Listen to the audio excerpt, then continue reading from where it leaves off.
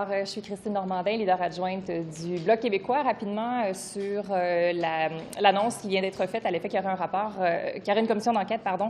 On le voit dans le communiqué, la commission d'enquête se doit d'être publique et indépendante. C'est deux demandes que le Bloc québécois avait fait au sortir, justement, là, des discussions qu'il y avait eu sur la loi sur les mesures d'urgence. Donc, d'entrée de jeu, on voit ça comme un pas dans la bonne direction.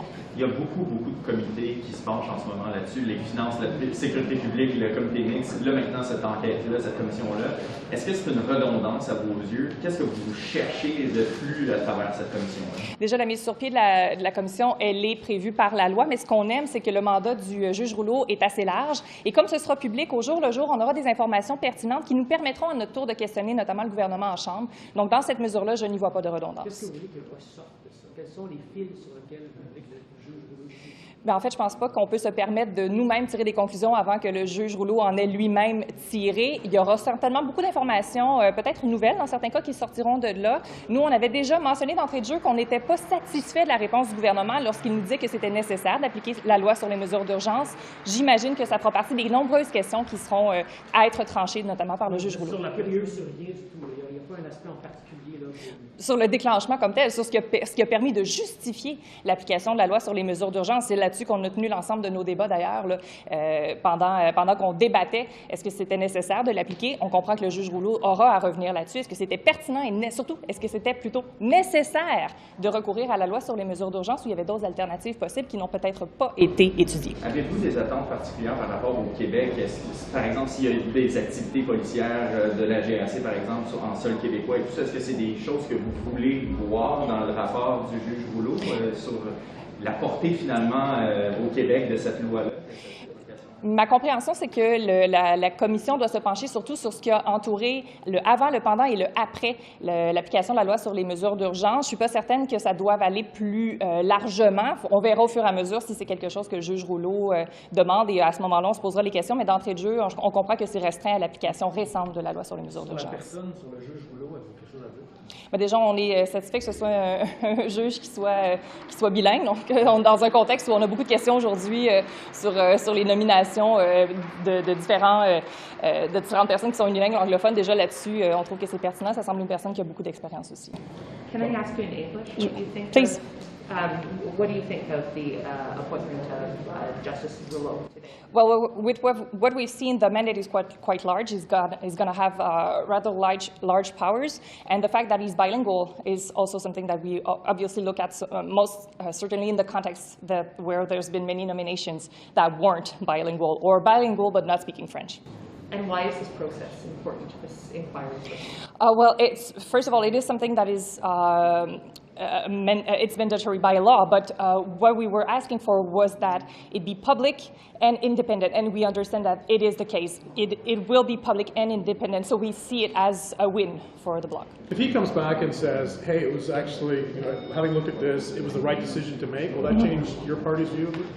Well, if it's based on new information that we didn't have in the first place, the question will be why wasn't that information provided in the first place to us as we had to vote on the law? So that's going to be a good question to ask. Mais pour revenir sur l'impact pour le Québec, aimeriez-vous qu'il y ait des clarifications qui soient faites sur si la loi sur les mesures d'urgence est invoquée à une autre période? Parce qu'il y avait beaucoup de questions à ce moment-là sur le Québec ne veut pas que ce soit appliqué. C'était vraiment sur la colline parlementaire. Donc, est-ce qu'il y a des clarifications à faire? Je pense que la loi, d'entrée de jeu, elle a été fabriquée pour être assez claire sur son application, son mandat en général. Est-ce qu'en se plaçant dans une situation hypothétique très précise, on répond à des bonnes questions? Je ne suis pas certaine. Donc, dans la mesure où le projet de loi est fait pour répondre si une situation survient à des critères qui seront analysés par les députés pour qu'ils puissent voter dessus, ce serait un petit peu présomptueux de pouvoir dire d'entrée de jeu, dans cette situation peut-être hypothétique-là, dont on n'a pas tous les paramètres, on demanderait à ce qu'elle s'applique ou elle ne s'applique pas, ça viendrait un petit peu casser l'utilité de la loi à sa base. Par rapport à la nature des documents, on a entendu les ministres tout à l'heure dire qu'il y aurait des documents confidentiels qui seraient donnés, mais pour vous, à quel point c'est important que tous les documents soient donnés? En fait, je pense que ça va justement être le rôle du juge Rouleau de voir qu'est-ce qui doit être fourni pour permettre une meilleure compréhension, à savoir, est-ce que c'était pertinent pertinent, nécessaire et surtout nécessaire, pas utile, nécessaire. C'était vraiment la question qu'on devait trancher. Utile, certains l'ont mentionné, mais c'était est-ce que c'est nécessaire? Est-ce qu'on n'a pas d'autre choix que de recourir à ça? Ce sera le juge Rouleau qui pourra déterminer si les documents en question lui permettent de répondre à cette question-là. Est-ce qu'il y a un potentiel que ce soit explosif comme la commission Gomery ou d'autres? J'ai malheureusement pas de boule de cristal là-dessus. On suivra les travaux selon ce que le juge Rouleau décidera de faire, de convoquer ou de demander comme document, mais je ne pourrais pas me permettre de penser que ce sera ou que ça ne sera pas explosif. Moi-même, je me placerais dans une drôle de situation. La discrimination au sein des forces armées, 70% de la population canadienne est blanche, 85% des militaires canadiens sont blancs. Vous pensez quoi de ce rapport de En fait, le fait qu'il y ait encore une fois un rapport qui vient mentionner que depuis des années, il y a des problèmes au sein des forces, on l'a constaté. Ça fait des années qu'il y a des problèmes, que les forces ont un enjeu avec le rôle des femmes, avec la façon dont on les traite, qu'il y a des enjeux avec les minorités, qu'il y a des enjeux avec les francophones aussi. Donc, année après année, on voit des problèmes qui, finalement, ne sont pas traités et à chaque fois, on produit des rapports.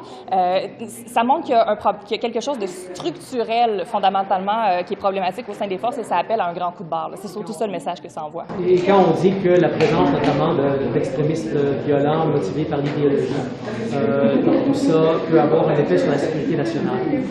Vous voyez quoi, vous, comme menace?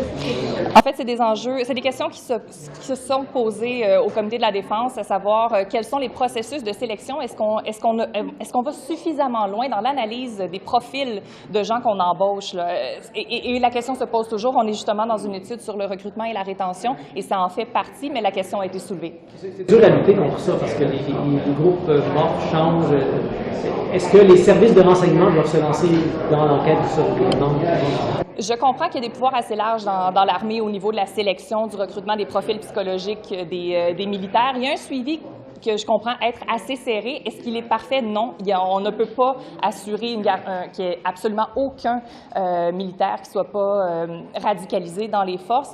Par contre, les réponses qu'on avait de différents experts de part et d'autre, pas juste des gens à l'interne, c'était que malgré tout, il y avait quand même des bonnes procédures, des bonnes balises mises en place pour permettre que ce soit à tout le moins limité.